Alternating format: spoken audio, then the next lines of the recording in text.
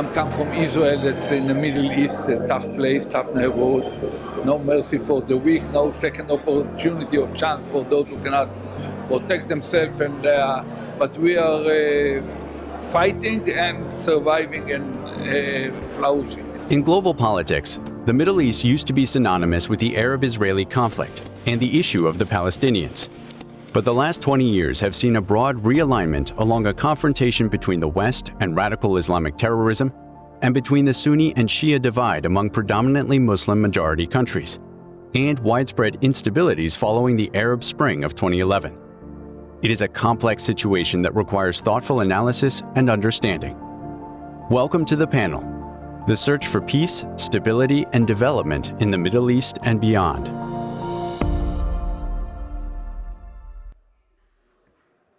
Welcome, everybody. I hope you can hear me.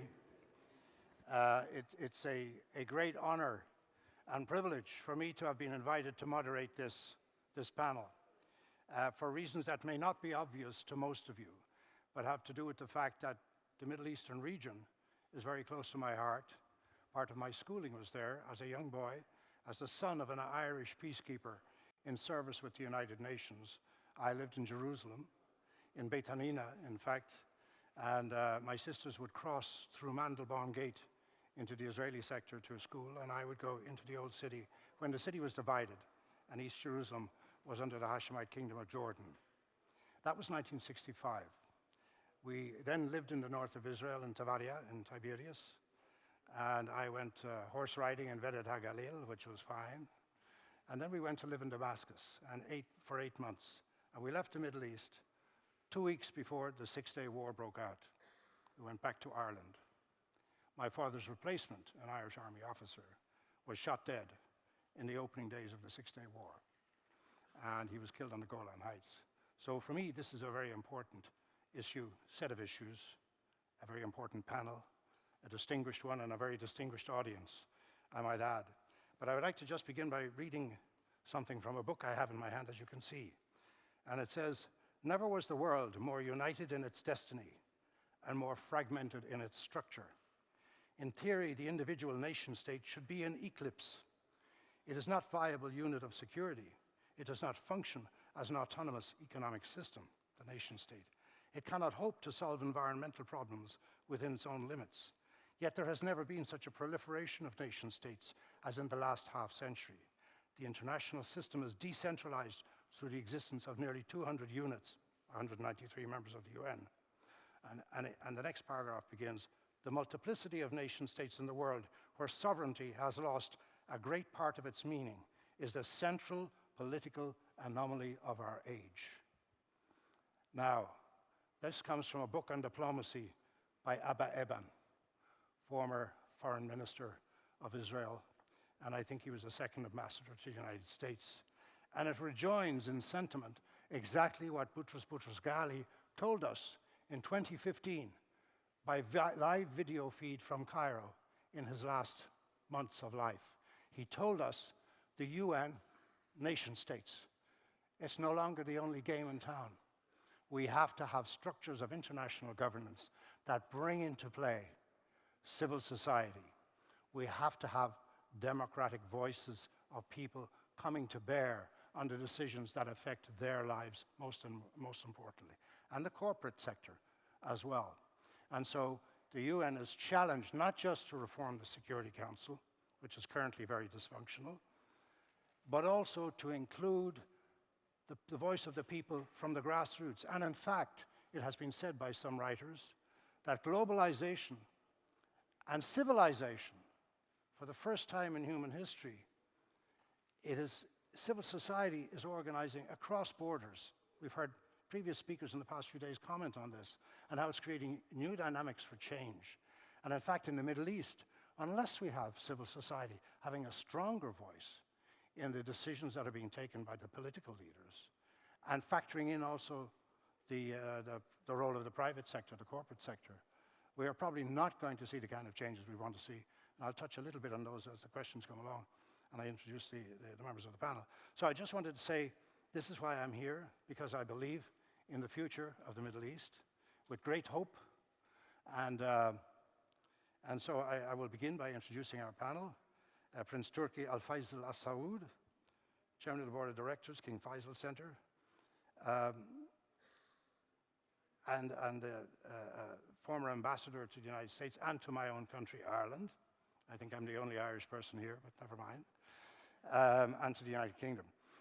So you probably have a lot to tell us about the Good Friday Agreement in Northern Ireland. But I'd like to suggest that maybe when the time comes, you talk about the Abraham Accords. Because, of course, the Abrahamic religions, Judaism, Christianity, Islam, we all have a soft spot for the Middle East. It is where it all came from. And so that's something. And then maybe also you could talk about where you see Saudi Arabia today in the context of this new agreement, apparently on diplomatic relations with Iran. And then Amre Moussa, of course, the Secretary General, former Secretary General of the Arab League, who has been Minister of Affairs of Egypt and knows perhaps Nizami Ganjabi better than many of us. And you will have a lot to say, as usual, about the crises in the Middle East and the challenges. And Ekmeleddin Ihsanoglu, Secretary General of the Organization of Islamic Cooperation. And I'm sure you will have a lot to say also about how the Islamic side of the cooperation across North Africa, the Middle East, etc., has a role to play. And I could say that this is, of course, Islamic culture, but I have a book here by Al-Hassan bin Talal, the former Crown Prince of Jordan, where he also points out the important role played by other communities in the Middle East. As he says, it was the pioneering Christians of the Middle East who, at the time, socially and intellectually, laid a foundation for the idea of Arab nationalism. They played a prominent role at a certain point in time. So maybe some words of wisdom on that. So let us begin. I would ask His Royal Highness to please share with us your perspective and words of wisdom. We'll try and take it to 5 to 7 minutes each. If you see me standing up, then please try and wrap up your interventions. We will then have another round. Thank you very much, and good morning, everybody. First of all, thanks to the Islamic Ganjabi Foundation. I'm here to speak on challenges and hopes in the Middle East. This is the title of the session. But let me start, first of all, by thanking Kerry Kennedy for the dinner last night, which was a wonderful occasion for all of us, not only because it comes from the Robert Kennedy Foundation, but also because it took us to a wonderful restaurant in Baku, which was delightfully delicious and a wonderful feast of culinary delights. Referring to the title, Challenges and Hopes, gives me an opportunity to talk about what is called and what is frequently mentioned in recent days, a rules-based order. Everybody talks about a rules-based order as if it is the only thing that is in town recently.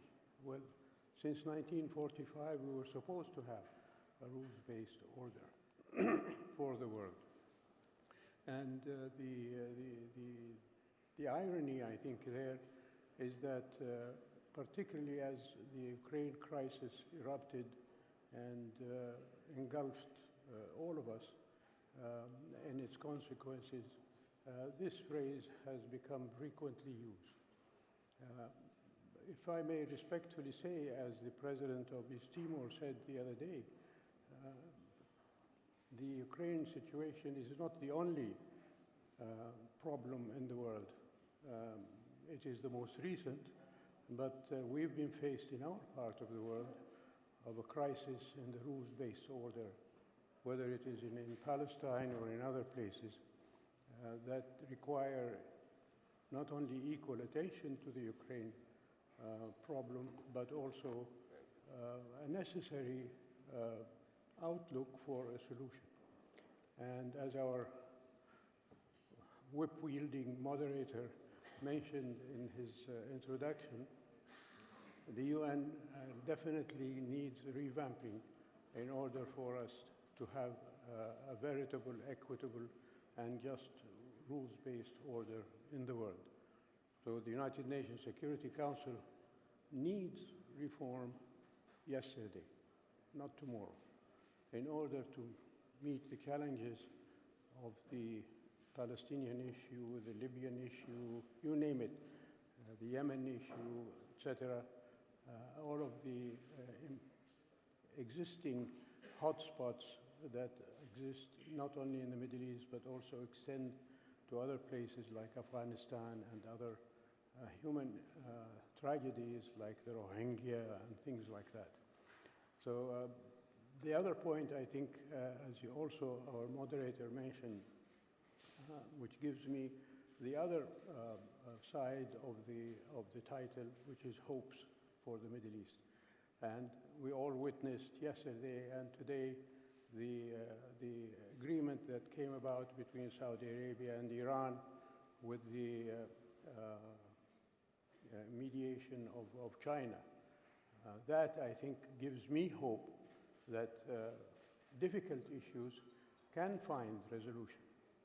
And when people of goodwill and the welfare of their people on their minds can come to agreements to resolve existing issues.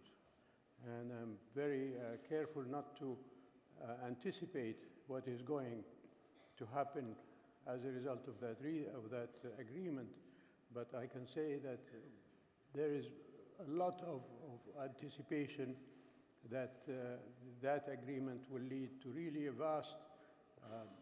vast impact on security and stability in our part of the world.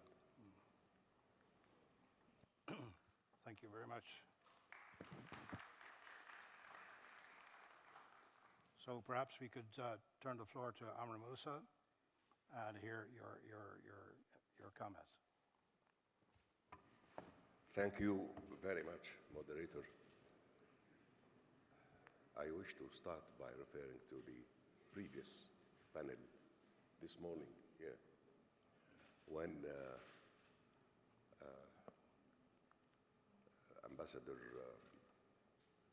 one of the participants, referred to the Balkan region and West Balkan region, saying that we do not want to reach the point where the Middle East is today, which is never-ending conflicts. It is in our best interest to have solutions and put an end to the conflict or conflicts in the region. One of them, if not the most important one of them, is the Palestinian question. But before going into this issue, I wish to congratulate His Royal Highness on the agreement reached between Saudi Arabia and Iran. It is important and it is welcome, and I believe it will introduce a major change, an important change in the balances in the Middle East, in the way to solve problems in our region. It introduces an element of hope that we'll sit together and talk about the future of our region, not only on the issues pertaining to Lebanon or Yemen, but also on the issue of nuclear, the acquisition of nuclear weapons. We don't need any additional country or government that would venture to or work to achieve this nuclear status.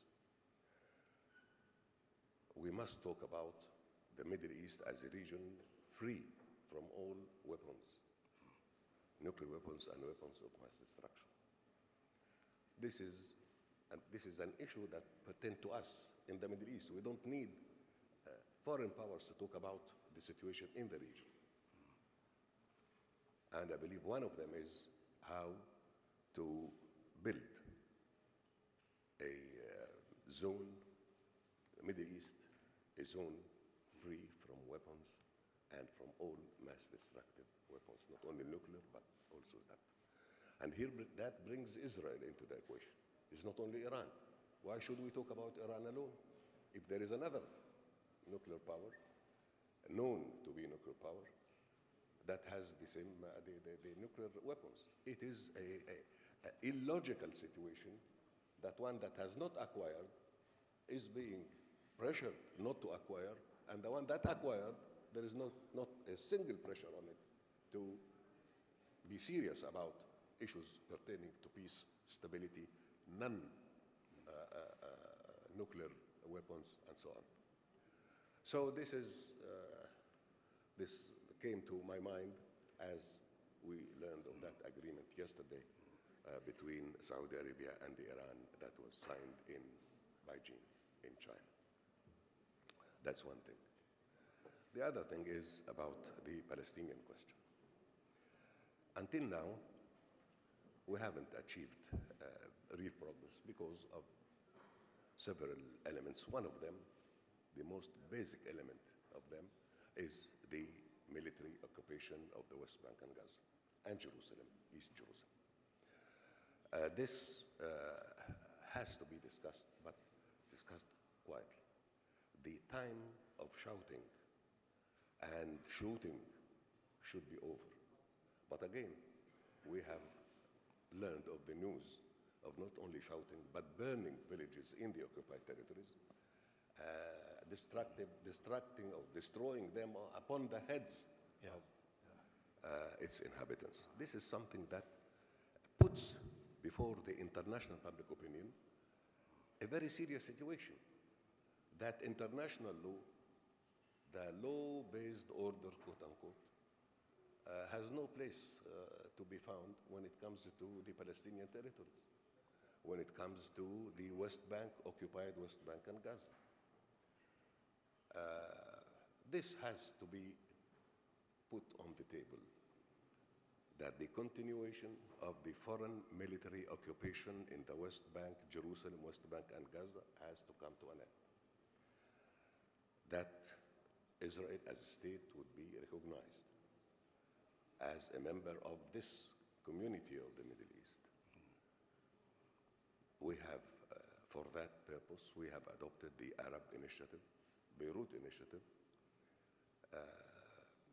several years back, that talks about the end of the military occupation and talks about the recognition of the State of Israel, talks about the refugees. We had here several panels about refugees and migrants and so on. One of the most acute cases of refugees and migrants and displaced is the Palestinian one. So this has to be underlined, has to be said, has to be mentioned. And whatever I say, or we say, we are not talking about war. We are talking about how to make peace. We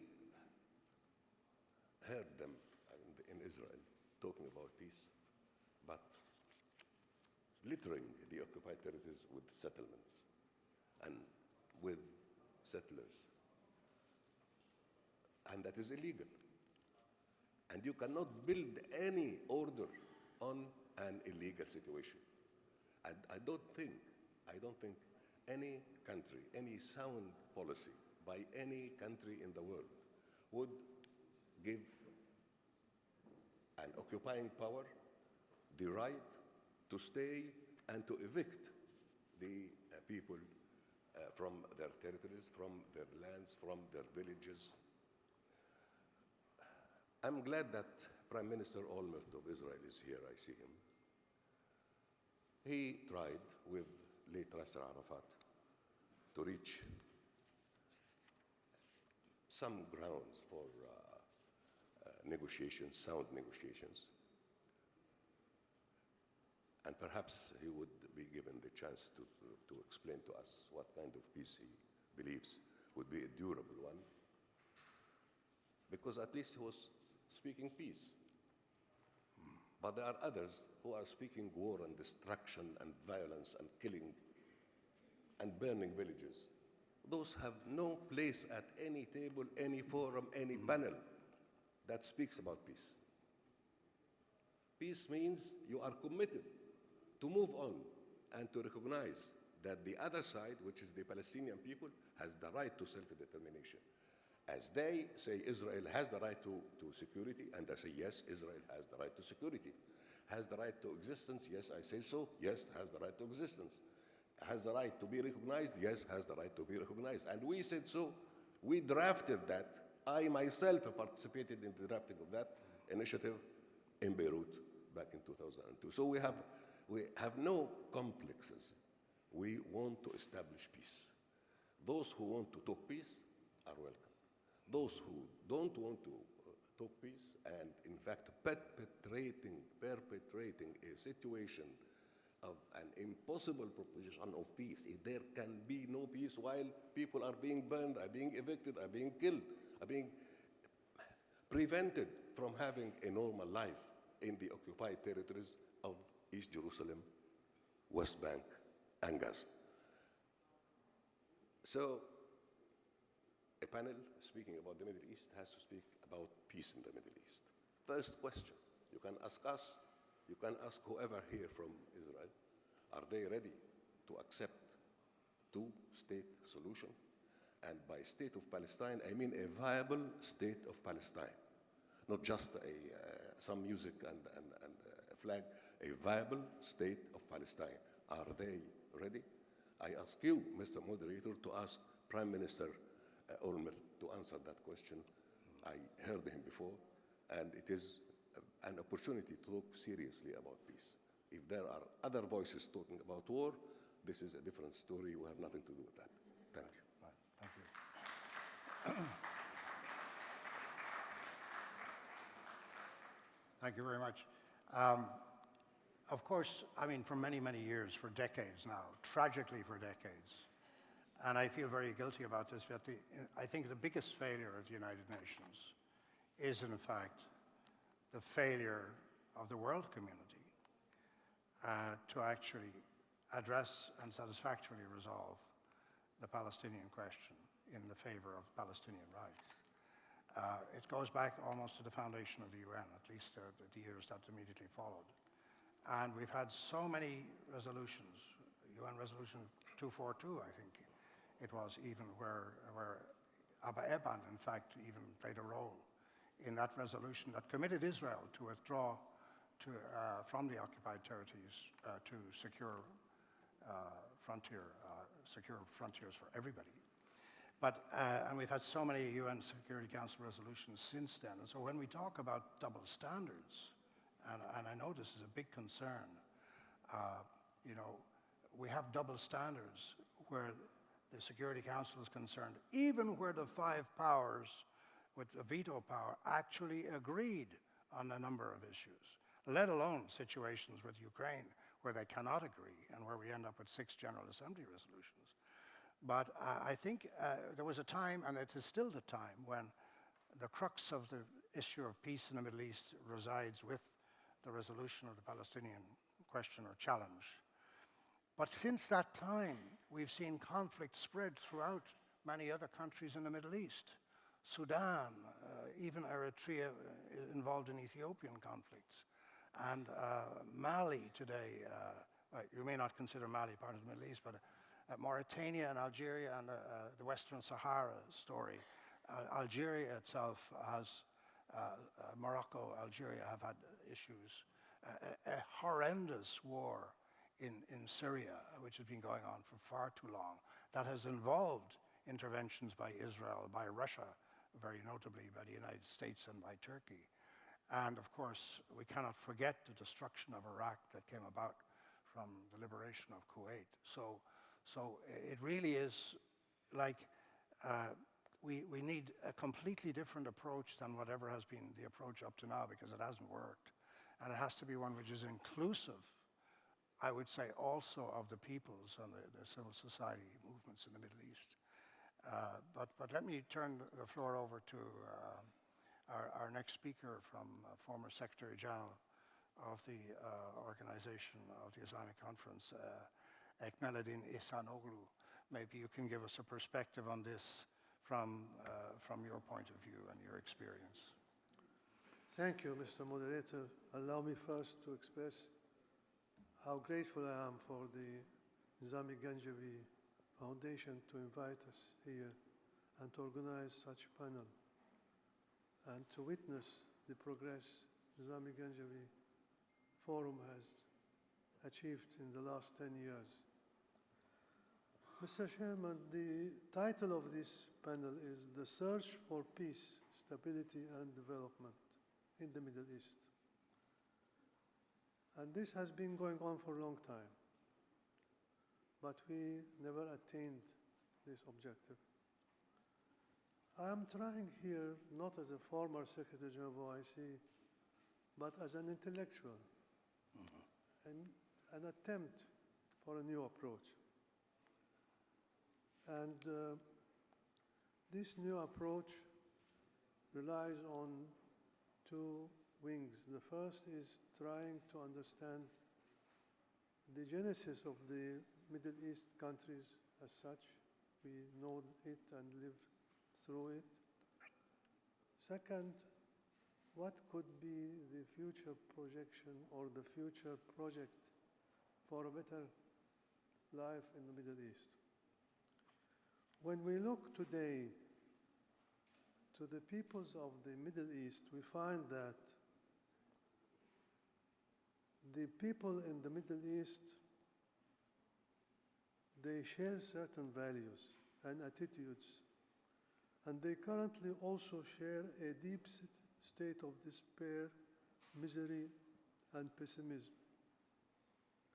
A large majority of them suffers from severe economic shortages, famine, poverty, destitution, and social unrest, civil strife and war, violence, radicalism, terror, and death. They try to survive within a vicious circle of political and economic instability. But for the future, what are the thoughts and the expectations of the people of this region? Why don't they think of common future while they are praising their common history? Why can't we not struggle for forming a common future for all of us to eliminate all these sufferings? This presentation suggests that if the people of this region desire to live in peace and prosperity, a goal to which nobody would presumably object, then they should think and work towards establishing such an environment. Otherwise, all these human sufferings of fear, death, destruction will continue uninterruptedly, and the people of the region will not be able to see the way out of this extreme crisis. The entire region will be drowned in this whirlpool. In order to plan for the future of the region, we should believe in an idea that a common future for all nations of the region will surely bring peace and prosperity to everybody. Before dwelling to this idea, I would like to recall a maxim which was mentioned by a wise statesman 50 years ago and still retains its universality. United States President John Kennedy, alluding to the necessary long-term changes, he says, and I quote him, "Let us focus on a more practical, more attainable peace, based not on sudden revolution in human nature, but on a gradual evolution in human institutions, on a series of concrete actions and effective agreements which are in the interest of all concerned. World peace, like community peace, does not require that each man love his neighbor. It requires only that they live together in mutual tolerance, submitting their disputes to just and peaceful settlements." I repeat the last sentence again. Kennedy says, World peace, like community peace, does not require that each man love his neighbor. It requires only that they live together in mutual tolerance, submitting their disputes to a just and peaceful settlement. Now, if we reflect on the genesis of the Middle East countries,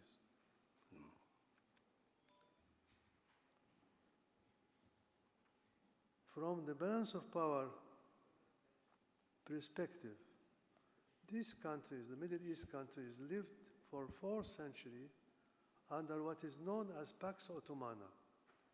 And Pax Ottomana means what? Free space where people, goods, ideas can move from one part to the other part through all the area.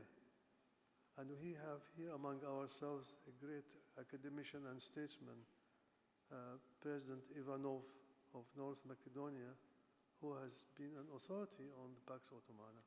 So you had you had the territories, open territories, and you had no boundaries. But when Mr. Sykes and Monsieur Picot came and wrote their map on the sand and created these boundaries, you had a problem. We had a problem that multi-ethnic and multi-religious communities had boundaries to move from one place to another place. So the Sykes-Picot plan, then adopted by the League of Nations, became the fact of life. The mandating powers ruled by manipulating tensions, thus laid the foundation of later wars and civil wars. In reality, these newly established countries were an extension of the balance of power among the winners of First World War. It was in a way, an extension of European balance of power known as Westphalia Agreement. According to Dr. Kissinger, in his book World Order Reflections on the Character of Nations and Course of History, Westphalian peace means a practical accommodation to reality, not a unique moral insight. It relied on system of sovereign states refraining from interference in each other's domestic affairs and checking each other's ambitions through a general balance of power. No single claim to truth as universal rule had prevailed in Europe contest. Instead, each state was assigned the attributes of sovereign power over its own territory. Now, the Middle East states born in the aftermath of the First World War lived the past century under the mandate imperatives of former Westphalian order and subsequent Cold War order, the whims and caprices of selfish leaders, dictators. Arab politics for decades were affected by these factors, and ideological dissimilarities among regimes during the 1960s of the past century, such as nationalism, socialism versus Islamism, were all reflected in the form of differences between masses due to playing them out in genuinely transnational media space. Today, this region is going through unprecedented state of chaos, instability, unpredictable future, no order, no law. Palestinians are struggling to gain their own rights and establishing their own state on their own homeland. Besides that, brutality and savageness prevail in the name of a religion that draws its aim from peace, the prophet of which was sent as a messenger of peace for the whole world. So, how should the people of the region build peace? Do they need a war, wait for more wars to have their own Westphalia agreement? Is it happening in the middle, or it is really the end of Sykes-Picot now, and the pains we are living through are the indications of a new map? In this presentation, I will allude to the key parameters of forming a new vision for the area. The first parameter is the aspiration to secure a better future that is built on two pillars: mutual acceptance and a firm commitment to the imperative that we all are bound to live together in this region. Sectarian differences and ethnic distinctions are just important components of the unique mosaic of this region. Attempts to tamper with these components will lead to increased instability in the region.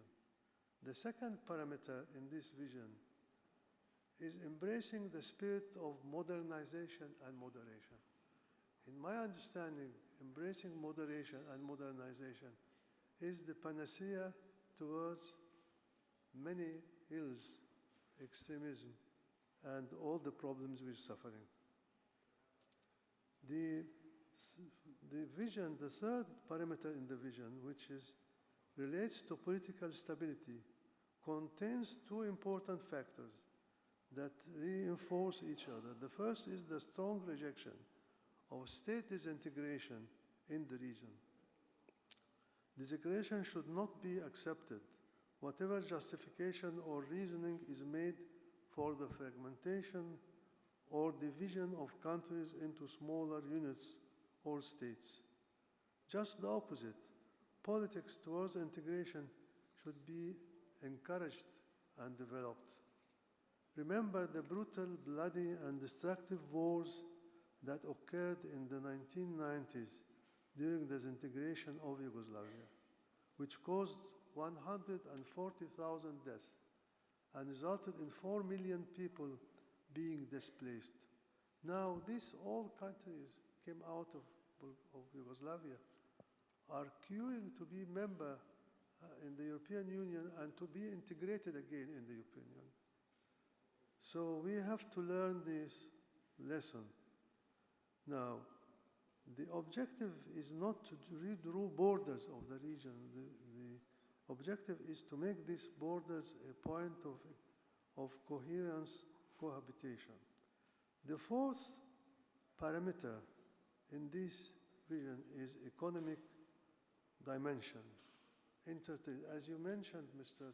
Moderator, there is an ongoing successful experience in OIC of increasing intertrade among member countries, which was started during my time as the Secretary General, and this could be enlarged and developed in a better way among member countries of the Middle East.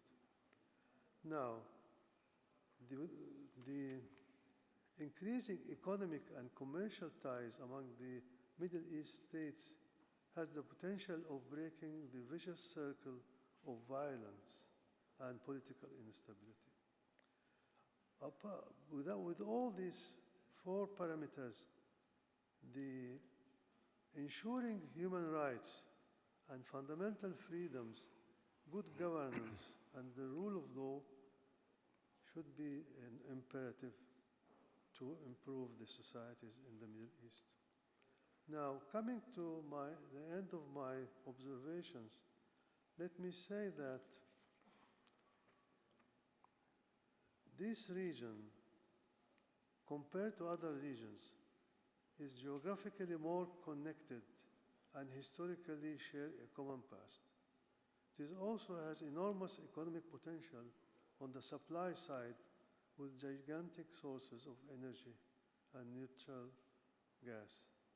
Other main commodities and raw materials and labor and capital. In addition, we should include to this list water and rivers, due especially to ever-increasing strategic importance and role of water in daily life.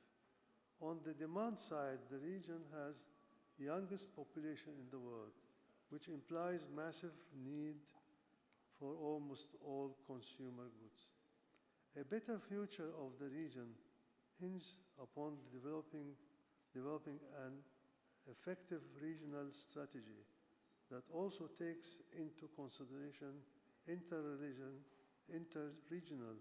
and international cooperation linkages, and which is not hostile to any party within or outside the region.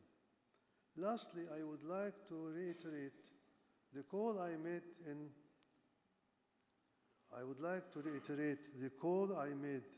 in October 2010 in my capacities then as Secretary General of OIC at the International Forum on Nuclear Security and Non-Proliferation of Nuclear Weapons, co-organized by Amman Security Colloquium. I called on participants to collectively work towards declaring the Middle East a nuclear-free zone in parallel with Central Asian countries.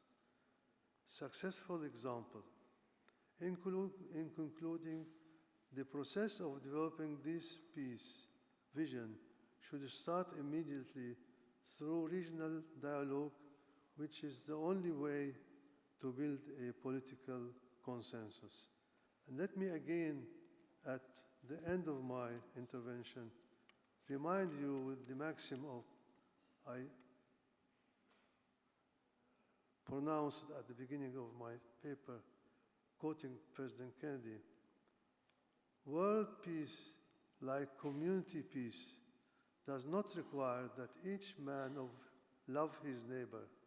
It requires only that they live together in mutual tolerance, submitting their disputes to a just and peaceful settlement.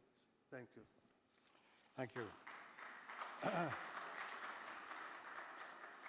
Now, let me just give you an administrative notice that I've been given.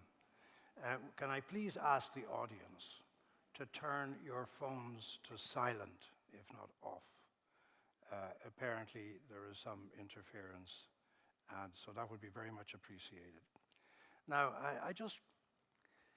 we've talked a lot about many countries. The Sykes-Picot Agreement, of course, going back quite a bit to the divisions of the Middle East in the post-colonial French and British division of Greater Syria into Lebanon and Syria and so forth, and Palestine. But we haven't talked about one country in the Middle East which has suffered enormously from conflict in recent years. So much so, a country that had united its north and south, a country so much so that famine and starvation are very much a reality in Yemen. And I think we need to think a lot about Yemen, about what needs to be done. And so one question I would have for the panel before we open up to a broader discussion is, what do you think in terms of the Abraham Accords, but also, and more importantly perhaps, the agreement reached between Saudi Arabia and Iran to restore diplomatic relations? Can this lead to peace and stability in Yemen? I visited Yemen many years ago, by the way, 30 years ago, and it was amazing then. It was such a peaceful and beautiful country, preserving its traditions in so many ways, including traditional Jewish presence. And in fact, I bought a book which was 3,000 years of Jewish history in Yemen. And the remarkable thing about that book 30 years ago was that it had a foreword from the president of Yemen, and also from the rector of Bar Ilan University in Israel. That was almost unthinkable in those days, I think, that sort of an initiative could have been taken. So where do we go with Yemen today, with the changes that are taking place on the diplomatic front between Saudi Arabia in particular and Iran? Perhaps, Your Highness, you may have a comment on that to lead us into considering the future of Yemen. Definitely, Yemen is a sore in what is happening in our part of the world. And the fact that there has been this rebellion that took place after nearly 7, 8 years ago against the legitimate government of Yemen, and at the time with the support of Iran. This rebellion caused the military and other destructive elements of consequences that have existed in Yemen, and as you described so eloquently, whether it is poverty, disease, death, etc. But fortunately, at least in the last year or two, there has been a ceasefire brokered by the United Nations with the intervention of the United States and also Saudi Arabia that has stopped the fighting, at least provisionally.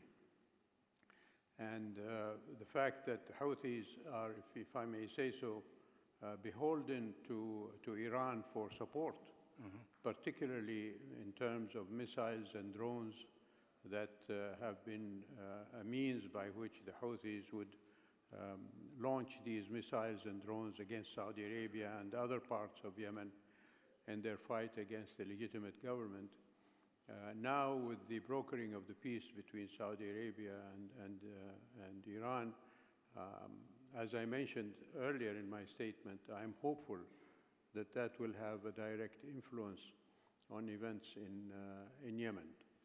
If we can prevent the fighting, I think the people of Yemen, as you describe them, they're wonderful people, industrious people, people of long history, going further back than what you mentioned about the Jewish presence there, then we can find hopefully a peace for that. And the kingdom has been always trying to broker that peace, most recently in even talking to the Houthis themselves, whether in Oman or even in Sana'a itself, which is the capital of Yemen. So I'm hopeful about that. You mentioned the Abrahamic Accords. In the kingdom's view, the reference to the Arab Peace Initiative that Amr Moussa made is what guides Saudi policy towards the Palestinian issue. There cannot be peace in the view of Saudi Arabia without the existence of a Palestinian sovereign state, viable and independent and sustaining, self-sustaining, which the Arab Peace Initiative calls for, and also a resolution of the refugee problem that has existed now for nearly 70 years or so.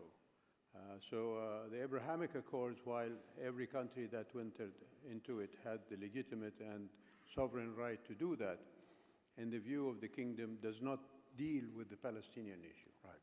Rather, it deals with these states recognizing Israel and normalizing relations with Israel, which, if I may refer back, the original statement that came out when the United Arab Emirates signed a deal with Israel was that this would stop the incorporation of vast territories from the West Bank into Israel that the then Netanyahu government declared publicly that they intended to do.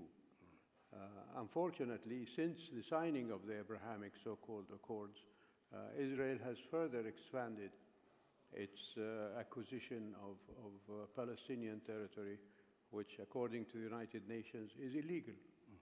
And no country has recognized that acquisition of territory by force that Israel is practicing since the '67 war. And when I mentioned in my presentation earlier about a rules-based order in the world, there are Security Council resolutions and General Assembly resolutions that were passed, which you referred to, that call on Israel to withdraw from Palestinian or occupied Arab territory, which Israel has not done.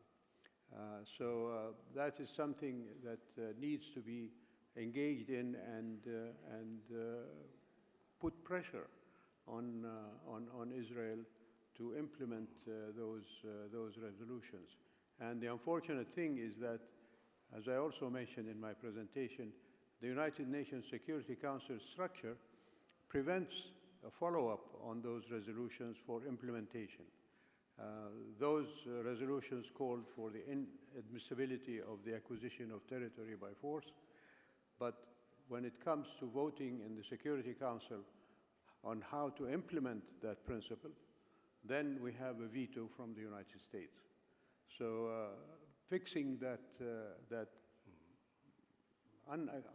unexplainable and ununderstandable dichotomy and quandary in the United Nations Security Council makeup with the veto power has to be fixed. And so on those two issues, whether it is Yemen, there has been a resolution also in the United Nations Security Council on Yemen that has called since 2014, when initially the Houthis took power in Yemen, calling for the boycott of or the sending of weapons to the Houthis. That has not been implemented either.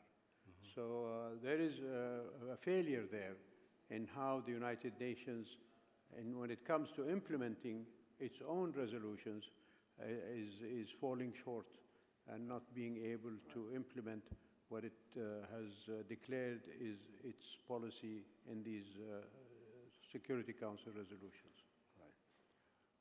Do you have a sense that if we could call it impunity, of the continued occupation in defiance of Security Council resolutions also feeds the impunity of Russia's occupation and attempt to annex part of Ukraine?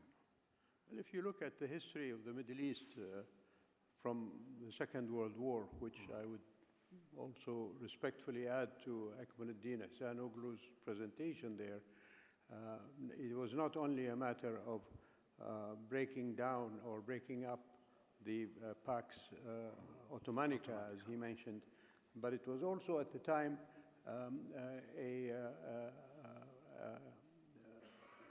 liberation movement from colonialism, yes. Whether British or French or others, that led to the creation of these Arab states. And once they were created, they definitely acquired the sovereignty and the necessary territorial integrity that comes with a rules-based order, whether it is on European style in the 17th century or in the 20th century and 21st century. But definitely from Palestine you go on to issues like, just briefly, the invasion by America of Iraq, which also happened outside the rules-based order that the United Nations was created for, and subsequent military and Libya, etc. So impunity becomes the rule rather than the exception. Yes. And the invasion of Ukraine also follows from, as was mentioned in earlier sessions here, territorial acquisition by Russia in Georgia, but also in Crimea without any sanction or recourse to justice there. So yes, impunity has become the rule rather than the exception. Can I turn to Said Moussa? We had started talking about Yemen, but I cannot but also think of Lebanon, where the Iranian influence has been significant, and indeed also in Syria. Would you have a comment on what might be the consequences for Lebanon and Syria of this new Saudi-Iranian establishment of diplomatic relations? It doesn't go, I believe, beyond that at this stage. So would you have some views on that? Yes, I believe so. Yeah. Indeed, I believe so. Yeah. That the effects of such a deal and talks later on and arrangements based on that deal or that agreement will have to show their effects not only in Yemen, but also in Lebanon and other parts of the Arab world. Yeah. Exactly. That's why we welcome that the signature of such, and when I say we as people, the civil society, and our governments, all of them, have formally welcomed, supported this important, very important strategic step in the area. While I have the floor, I just want to remind you that I'm still hoping that the Prime Minister, former Prime Minister of Israel, will answer the question, or anybody else, about their position on the Palestinian state. Do they agree? Do they accept? Are they ready to talk about a viable Palestinian state or not? That is one. Two, when I spoke about East Jerusalem, which is part of the West Bank that has been occupied in 1967, Jerusalem, in fact, is wide enough to have this east part of it where the president of Palestine, etc. And this does not necessarily mean that Jerusalem will not be one city. It could be one city, but for the sovereignty and for the Palestinians to have Jerusalem as their capital, and they have that right, no question, as Israel has the west side of Jerusalem. So there are doors, there are windows of opportunity for us to talk, but you cannot find the real party to talk to in Israel, especially now under the present circumstances. That's why we want reassurance. These people, here in the Nizami meetings about peace, they have the right to hear what the Israeli representatives would say about their position on a Palestinian state. This is important. This is our right. Will you? Before I do, I would just like to make one other observation. Imagine a country which is in the EU and another country that is not in the EU, and there's no physical border between them. You can walk and drive, and there's no border. There's no sign of a border. You only notice the difference when it changes from kilometers to miles. That's Ireland today. Thanks to the Good Friday Agreement, there's no border at all. I would like to think of a Middle East where there are no borders, right? Where there is freedom of movement for all the people in the region, and where there are no checks and controls, let alone into occupied territories, but beyond, where there is that freedom of movement. And if the British and the Irish could do it, after 800 years of British occupation of my country, and so many wars and famine, I think you can do it too. And so that would be my challenge to our panel and to our audience. But let me just read briefly some very interesting stuff here.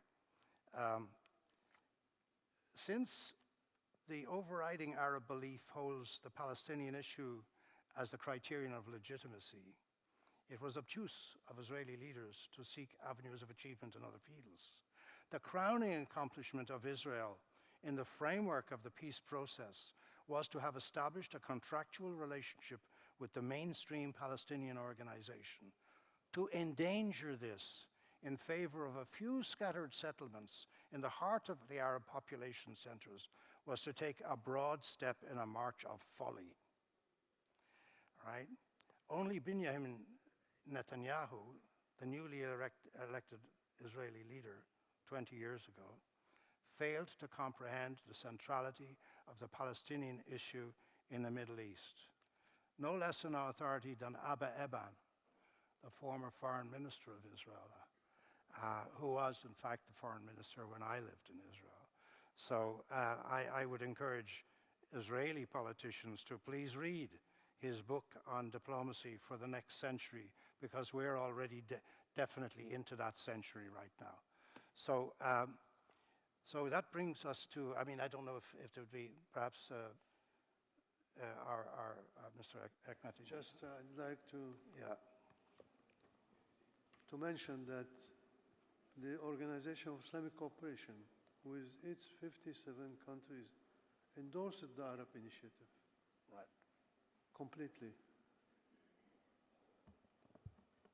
The OIC countries, 57, endorses the Arab initiative. It's not only the Arab countries, 22 or 23, 57. I just wanted to add to that. And secondly, I will also to join the previous speakers on the importance of the Saudi-Iranian agreement with the Chinese mediation. I think this opens a new page in the balance of power in the Middle East. And this is the first time we see China coming out with an initiative in foreign policy, apart from road and belt and commercial and economic cooperations. And this shows that Chinese foreign policy is now in a new stage where they would rather interfere in international disputes and try to solve them. And of course, from Middle East point of view, countries, I think that added to the American-Russian major factors will be a Chinese factor, not very soon, but in the horizon, it will come.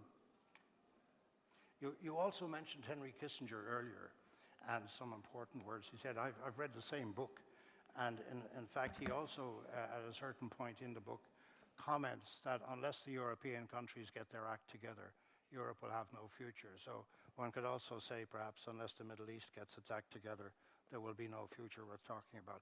So on that, maybe there are comments or questions from the floor, and if you could raise your hands, it would be good. Okay, yes.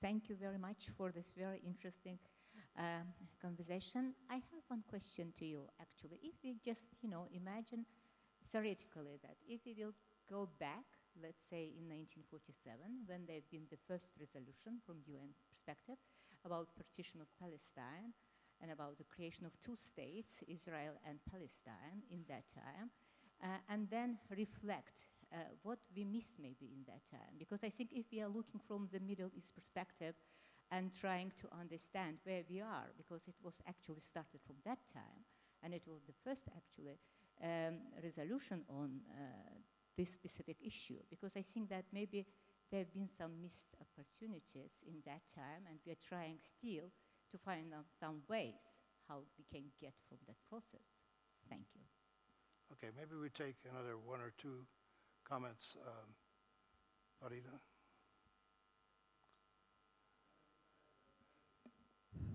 Thank you. Thank you very much for this very important session. When I was 4 years old, as a young little girl in Libya, my two best friends with whom I've been playing was a Jewish girl and an Italian Christian girl. I started my education in the church, my preschool education in a Catholic church. This is the most important upbringing, I think, that I was lucky to have, and that gave me the wide spectrum of how I'm dealing with this very complicated world. When I started, when I was 15 years old, I started my first march in the streets of Libya for the right of the Palestinian and for the freedom of the Algerian. So, here we are today. We reached a point where the suffering, I'm weeping, I'm heartbroken, I'm sad for what's happening to the Palestinian grandmothers who are jailed, to the Palestinian children who are jailed, to the Palestinian youth who are killed, to the inequality that is existing, to the double standard of the West and of the American, how they're dealing with this issue. So let us forget about just repeating rhetoric about achieving peace. We all want peace. I changed my position now from 71 years ago. I am for peace. I am for agreements. I am a strong believer that our region that is really under a volcano can never have stability, can never have equality, can never have development as long as the Israeli government is still insisting to keep occupying the Palestinian territory. So I would support the two-state solution. I'm changing, I'm always changing, because we are sick and tired of keep killing each other, keep repeating the same torture to the Palestinian people, and keep being so inconsistent. And this is where the American and the European, particularly the American, have to come to the conclusion to realize that they have to respect our mind, they have to respect our people, they have to respect our children. Our children are in camps, and the Palestinian child, who is now 3, 4, 5 years old, will grow up to continue to fight.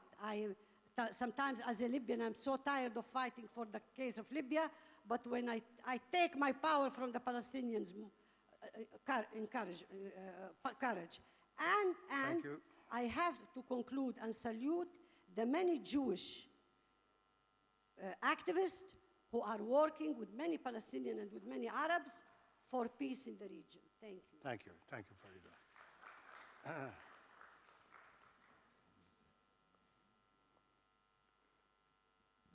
Okay, Antonio, and then President Dalia.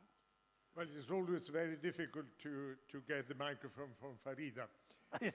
Almost impossible. But mine is not a comment, it's a very simple question. We have been listening on Al Jazeera this morning, and we have been reading on the Financial Times that the agreement between Saudi Arabia and Iran is bringing back to life the security agreements of 2001. But nobody has explained to us or to the reader what does it mean in practice. Thank you very much. Okay, so I think President Dalia Itzik, you wanted to. Can we have microphone over here, please, on the extreme left? Over here on the left. Yeah, thanks. Amre, you know I have respect to you. I don't want to talk with hatred.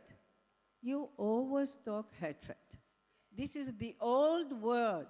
This is not the new word. And you know, I'm not surprised you don't mention Hezbollah, Hamas.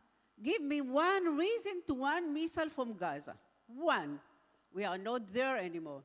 And you know how many prime ministers in Israel offered to the Palestinians huge concessions, and we got terror.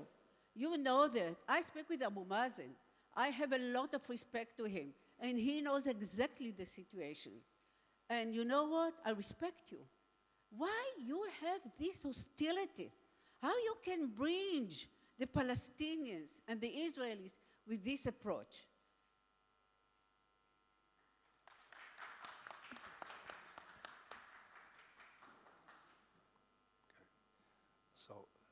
Okay, maybe the panel would like to have the right of reply. Thank you, sir. Thank you very much. Although we didn't receive any reply to the question about their idea about a Palestinian state. But the interesting thing is this logic of the way of the Israeli thinking, that when we talk about Jerusalem or about the occupied territories or about the nuclear situation, this is an old talk. Forget it. Let us talk about something else. But when they insist and talk and defend and litter the occupied territories with settlements and settlers, this is something new. This is the new world. Very strange. Double standard. You are occupying, Israel is occupying Palestinian territories. This is a fact that will remain unresolved and will remain a negative element against the stability in the region And this is not the old talk. You want us to believe what perhaps some Arabs have believed that, but we are trying to convince them of their mistake. The occupation is occupation, yesterday, today, and tomorrow, until it is resolved. The settlement, according to your logic, is something new. But to us, is something so basic in creating a very serious and dangerous situation in the Palestinian territory and in the Middle East. So the issue of old talk and new talk, tell us, what is new in your talk? Are you ready for peace? Nobody answers. Are you ready to accept a Palestinian state? Nobody answers. Are you ready to talk about Jerusalem and how to arrange Jerusalem to be the capital of two states but one city? Nobody answers. Are you ready to negotiate, and with whom? Nobody answers. Is this government under its authority? Villages were burned and many Palestinians were killed. Is this the new Israeli logic? And you are blaming us to insist that the Palestinians must have their rights. Because you have your rights, they must have their rights. It is an equal thing, a question of balance, question of rights, question of how to build a safe future. A safe future will never be built if the Israeli policy continues as it is, if villages are burned, etc., etc. Again, I would remind the audience that we asked, what is your position about the Palestinian state? No answer. What is your position about Jerusalem? No answer. Yeah. What is your position about the nuclear situation in the region? No answer. Answer us. Okay. Don't tell me about the modern thinking and the old thinking. Maybe I can take the floor for a moment, if I just a moment. If I can take the floor for a moment, I would just like to read out something here, which is a statement apparently from the new government in Israel. The Jewish people have an exclusive and inalienable right to all parts of the land of Israel. The government will promote and develop the settlement of all parts of the land of Israel in the Galilee, in the Negev, the Golan, which is Syrian, and Judea and Samaria, which is the West Bank. This is without precedent.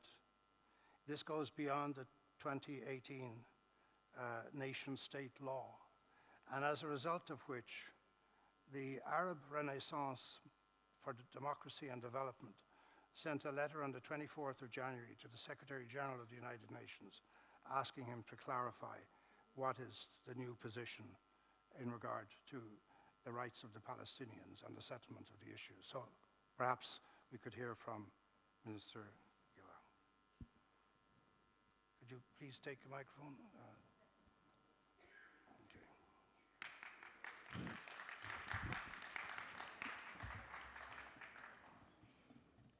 Sabah al-Khair, Boker Tov, good morning. And I'm very happy to participate in the Global Baku Forum this year, and with my friends here that we were in 2018, proud of you. These panels deal with the Middle East quest for peace, stability, and regional development. And I believe from the bottom of my heart that these three issues are being built by step, thanks to courage and shared vision.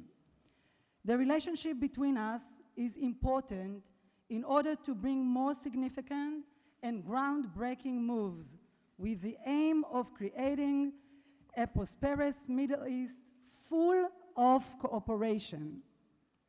The Abraham Accords, a new agreement that, God willing, will soon take shape, are those that Israel signed out of strength and not out of weakness or fear. These agreements are based on the common interest of the nations that make up the region and on Israel's strength in a wide variety of fields, from security and intelligence, through high tech and technology, to agriculture and medicine. Such cooperation between Israel and the region has never been seen before, This is the future. Israel is no longer perceived as an enemy by most of its neighbors, but an important and necessary partner in repelling extremist elements in the region. When societies across the region begin to understand that Israel is an asset, that is where the change began, and the key to real peace is created, not only between leaders, but also between people. Yet, despite all that has been said, and especially in a panel that deals with Middle Eastern stability, we have to talk about the elephant in the room, the real elephant in the room, the reason because of which regional stability is at risk, and this is Iran. All of us, the region moderate countries, face a common enemy and threat that we must overcome together. This threat is not only the threat of Israel, this is a threat to entire Middle East and beyond. Any thinking person understands and knows that they have turned concealment and lies into the earth. Only recently, Iran reported that their enrichment to a level of 84% was done only by mistake. Iran lies to IEA. Iran lies to the international community, and the Iranian regime even lies to its own people. Israel will continue to clearly stand by its principles and recall that we are firmly and unequivocally opposed to signing another bad nuclear deal with Iran. The current wave of unrest in Iran has lasted almost 6 months. More than any protest we have seen in Iran in recent years. All the women organizations from all over the world need to open their eyes about what's happening here in Iran. You see women that are poisoning in their schools. You see women that are arresting. Why? Because they want their freedom. And I call on the international community to unite in support of the just and crucial struggle for freedom of people, and particularly the courageous women in Iran. This is what we need to speak today about peace in the Middle East. I want to tell you, my mom was born in Libya. When I heard you, I heard the stories of my grandma about the great neighborhood that were there, about the great partners, Muslims, that were the neighbors of our family. And this is my dream, to have in the Abraham Accord a peace with Libya. And you talk about Yemen. I didn't hear the answers here. My father was born in Yemen. Yes, I want to be there. I want to see and to have all what we can do by cooperating and not speak all the time about haters. We can speak about love. We can speak about peace. This is the new generation. Thank you very much.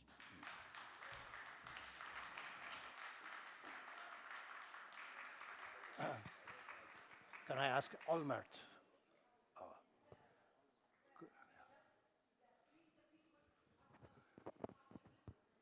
Okay, thank you. We did not hear much about, we heard about women in Iran, Minister. You did not comment about the Palestinian women in the occupied territories. I'm sure they have the same sorts of concerns. Could I ask Ehud Olmert, former Prime Minister of Israel, if he would please wish to take the floor? Thank you.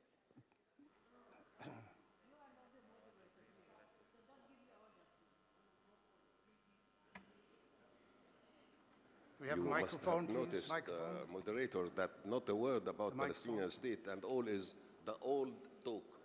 The old talk. Nothing new, unfortunately. Let us listen to the Prime Minister. Could we have a microphone? Where's the microphone? No, I think you wanted to make a comment. Yes. Well, you.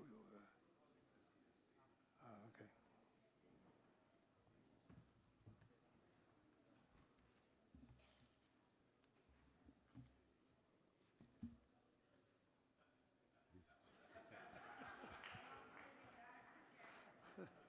So, okay. Thank you, Mr. O'Donnell, very much for offering me to say a couple of words. I must say from the outset, I was Prime Minister of the State of Israel. I think it is. Yeah. I do not represent the State of Israel. I do not represent the government of Israel. In fact, I guess some of you may know, I am not a supporter of the Israeli government. Perhaps on the contrary, I'm one of those hundreds of thousands of Israelis that are marching every day on the streets of Israel, criticizing the government of Israel and rioting against all kinds of changes which the government is trying to impose, which may endanger the stability of democracy in the State of Israel. However, I don't want to share with you the pains and the fears that we have with regard to these changes, because these, as serious and dangerous as they may be for the stability and democracy and the fundamental values of what Israel was from its inception,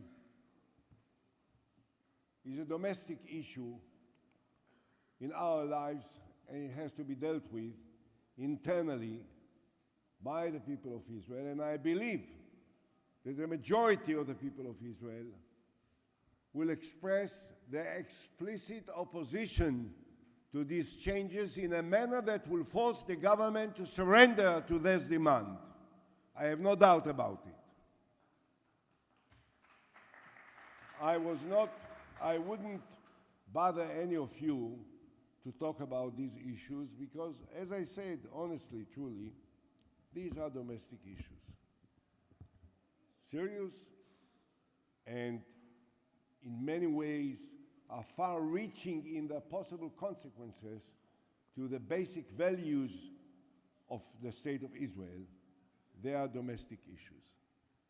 Palestinian issue is not.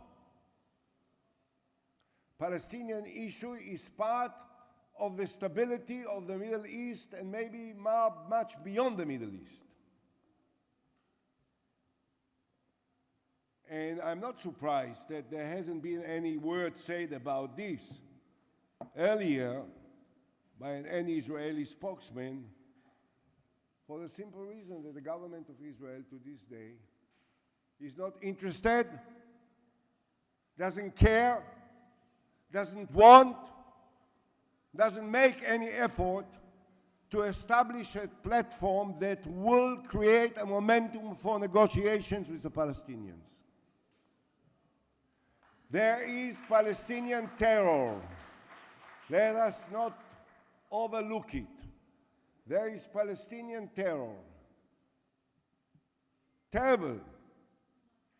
And it didn't start in the last couple of weeks because of this particular government. It was when I was Prime Minister and I negotiated with the Palestinians. It was before I was mayor of the city of Jerusalem at a time when every day we had a suicidal attack in the streets of Jerusalem by terrorists, and we had to do everything that we could to stop them, to catch them, to arrest them, to hit them if there was no other option to.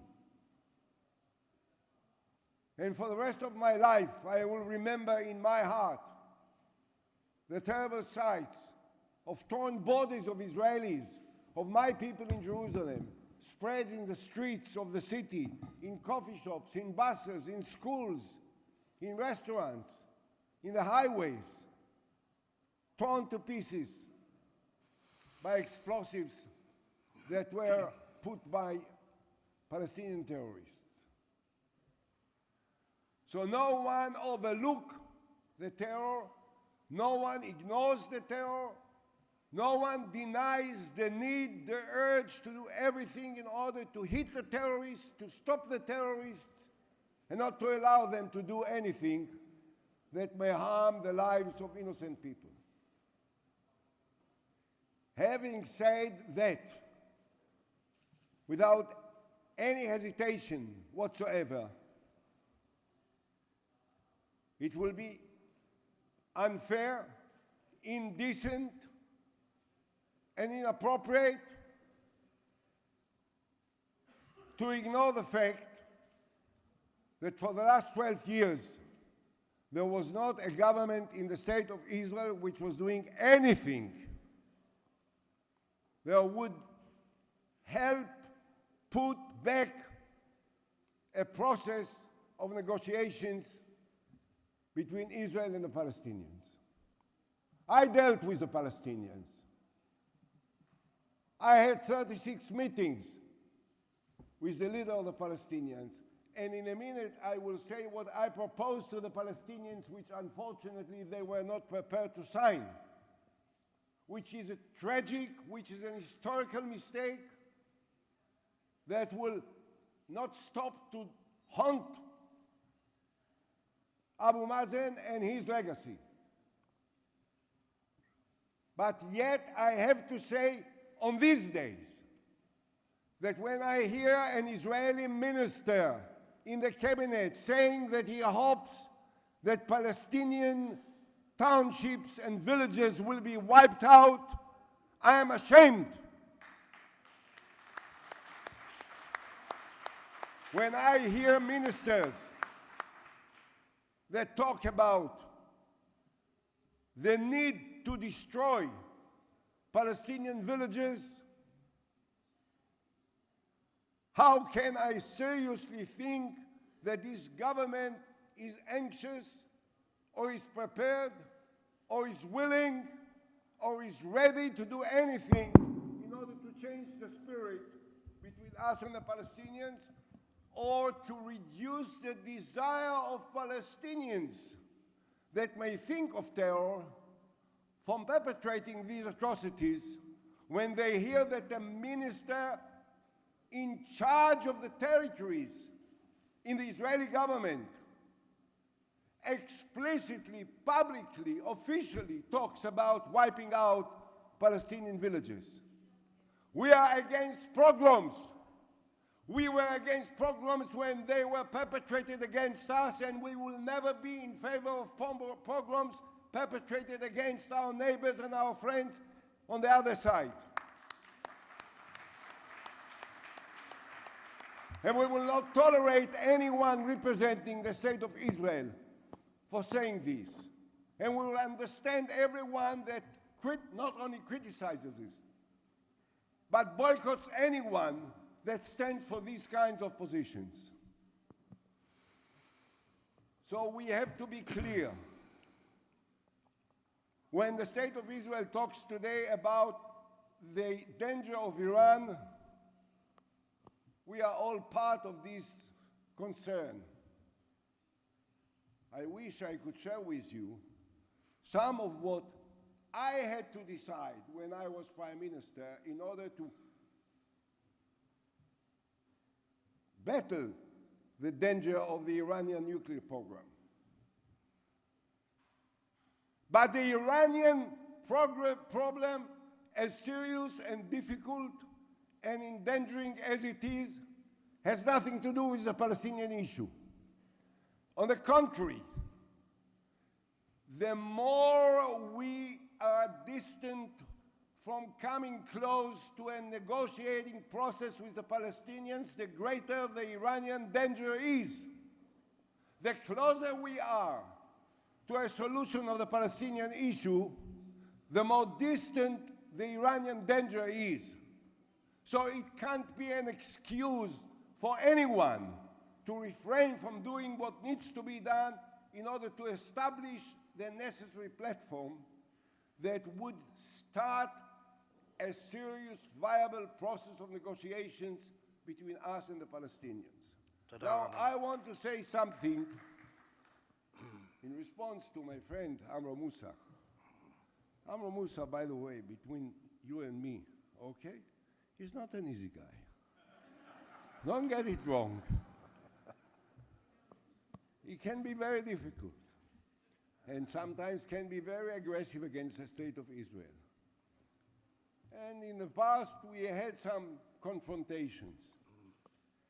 But here and now, Amro, you'll have to agree with me that at least for the first time in modern history that you are familiar with, what we did was so far-reaching that the reluctance of the Palestinians to accept it was an historic error that has shaken the foundations of the Middle East and will continue to shake the foundation of the Middle East for many years to come.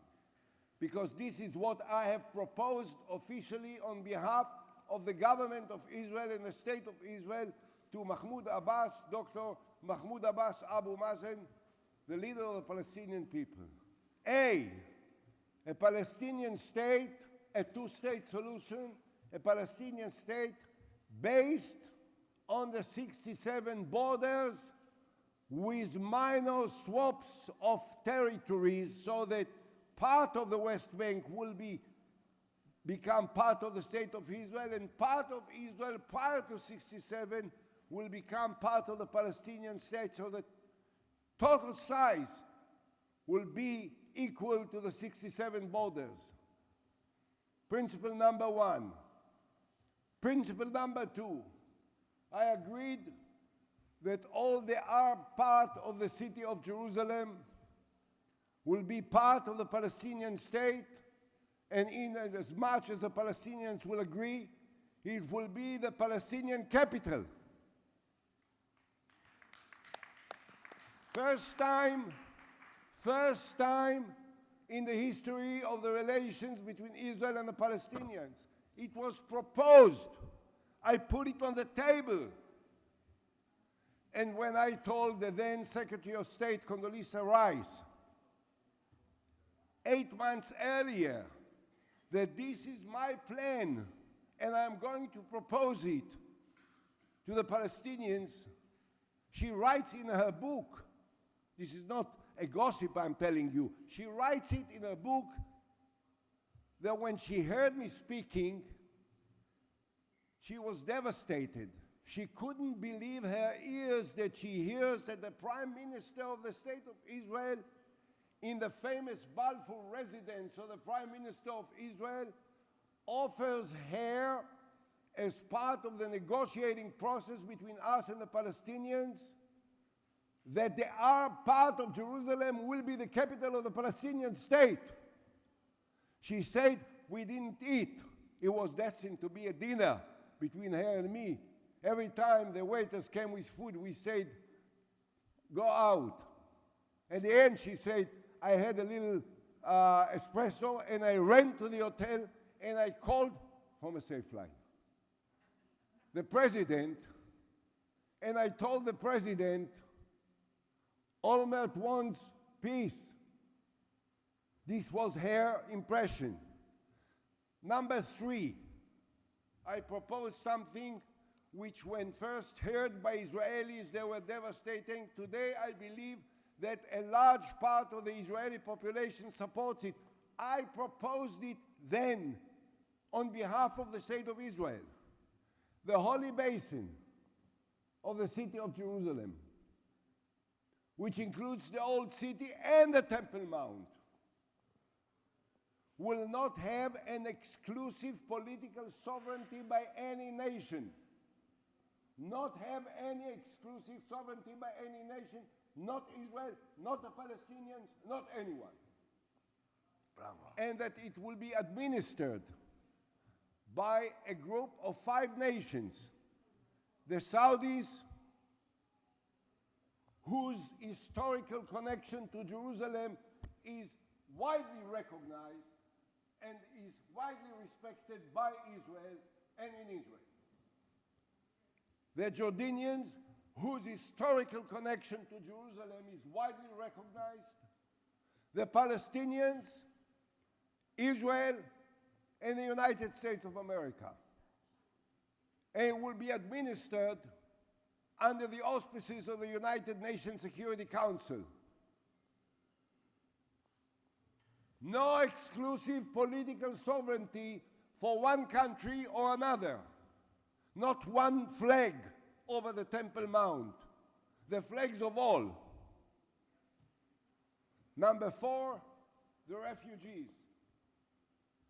I proposed to Mahmoud Abbas that we will negotiate the solution of the refugees issue within the framework of the Arab League Peace Initiative, which was originally approved in Beirut in 2002 and reconfirmed in 2007 in Riyadh. And I said it in Annapolis on behalf of the state of Israel in front of the whole world. These were the 4 most fundamental principles for peace. There were many others which were negotiated successfully and effectively between my colleague, you have seen her here, Tzipi Livni, the then foreign minister, and unfortunately the Abu Allah, who just passed away a few days ago, about environment, about water, about free passage, about airspace, about electromagnetic fields, all kinds of things which are the technical aspects which wouldn't have shattered an agreement had we accepted these 4 principles. I presented Mahmoud Abbas with a map. I showed him all the changes that will take place 2 ways, on their side, on our side. And I asked him, please, I have only another 20 minutes. Thank you. Wonderful. Well, I know these Mr. Donald, you know, Frank has been a veteran of Israel. I couldn't believe that he will not allow me to speak the 2 hours that he said he will. I said, I'm not going to exhaust all this time. I'm going to speak only 5 minutes. He said, no, don't do it to me. Speak more. Okay, I'm done shortly. I know that These Abu Mazen principles were presented. wanted the right of return. I sat in front He wanted the right of return. of Abu Mazen. And I said to him, I beg you, President, sign it. Sign it now, because if you will not sign it, it will take another 50 years before any Israeli prime minister will offer you what I offer you now. Sign it. This is what you guys wanted all your lives. You wanted the Palestinian state on 67. You wanted the Arab side of Jerusalem to be your capital. You wanted to have free access to the Temple Mount. You are given this. You wanted to deal with the Palestinian issues, and you told me, you Abu Mazen told me, you don't think, you don't want, you don't demand that all the Palestinians will come back to Israel. You are creating a Palestinian state so that they will go to live in a Palestinian state. You want a gesture, symbolic gesture. I offer you a symbolic gesture within the framework of the Arab Peace Initiative. Sign it. He said, I'll come back to you in a day or 2. I'm still waiting. It's true, it's true. Abu Mazen kept in touch with me over the years. And he kept saying to me all the time, don't say that I said no. It's true, he never said no. However, he never said yes. He never said yes when this was proposed by us to them. In conclusion, this part is history. At the present time, I will say this, and I'm sad and I'm heartbroken that I have to say this here and now.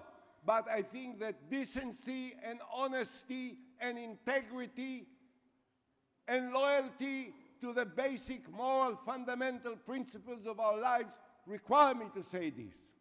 that is the government of the state of Israel, whose ministers talk about wiping out Palestinian villages, when ministers are inciting against Arabs, when their settlers are attacking Palestinians in their villages and destroying their fields, is not a government which is prepared to do the minimum which is needed in order to move forward to establish a process that may bring us closer to meaningful negotiations for peace. Thank you very much. Toda rabba. Toda rabba. Toda rabba. Thank you. So, this is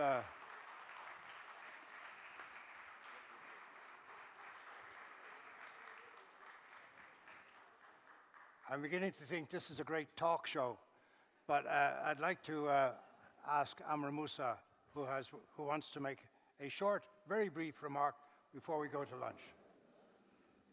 Thank you, sir. I won't use the lantern over there. I'll sit here now. First thing, I just want to say to Ehud Olmert that thank you very much for this important intervention. And I believe that all of us agree that Ehud Olmert is not a terrorist and cannot be. But there are certain things that need to be underlined. Palestinians are people under military occupation. They are not terrorists. And he was right in saying that they are under severe pressure, difficult life conditions, as we have seen in the last village, Hawara, which was burned totally. But the Prime Minister, former Prime Minister, underlined the fact that a Palestinian state is possible. And there is a core of people in Israel itself that want to put an end to this conflict. And that there is a possibility on Jerusalem, as he explained, also on the issue of refugees that has to be dealt with. Issues are not impossible. The impossible is the attitude of an extremist government in Israel, whose ministers speak as if they are in the streets or free to say whatever and to threaten the population. If what the Prime Minister, former Prime Minister, has underlined now is being accepted by the whole Israeli establishment, then we are on the right track. But unfortunately, this is not. Not because the Palestinians don't want, but because the Israeli current establishment does not share the opinion of Ehud Olmert. I believe this session was so useful because we heard something, he reminded us, Olmert reminded us of something very important, that there were talks about peace and proposals for peace and for a Palestinian state. But it is not that Yasser Arafat has refused. There are other powers within Israel and outside, in the far, far west, that prevented such proposals from being negotiated, not achieved, but negotiated. The Arab initiative that was originally the thoughts of King Abdullah of Saudi Arabia. And we drafted that and negotiated that and launched it. It was not only accepted or endorsed by the Islamic Conference or by other organizations, but it was recognized by the Security Council too. So it is well documented that the UN, the legal system of the United Nations, the international law system, the rules-based system, quote-unquote rules-based system that is being said nowadays, is that Israel has to put an end to its occupation, and that the double standard should not work again and should not be respected, should not be allowed to prevail. I believe that is what there is no, خلاص. Okay, thank you very much. That's it. Thanks. Thank you very much. I want to thank everybody for bearing with my modest moderation. And I think we came back to the 1947 plan almost of the UN for the resolution of the issue. Mutatis mutandis. Thank you all very much. And bon appetit. I think time is up and lunch is ready. Sorry. Actually, Ambassador was so excited. No, sorry. I think that this panel was so, like, excited and emotional, like, discussions that Ambassador forgot that we have Africa discussion panel. Sorry. And the lunch is after that panel.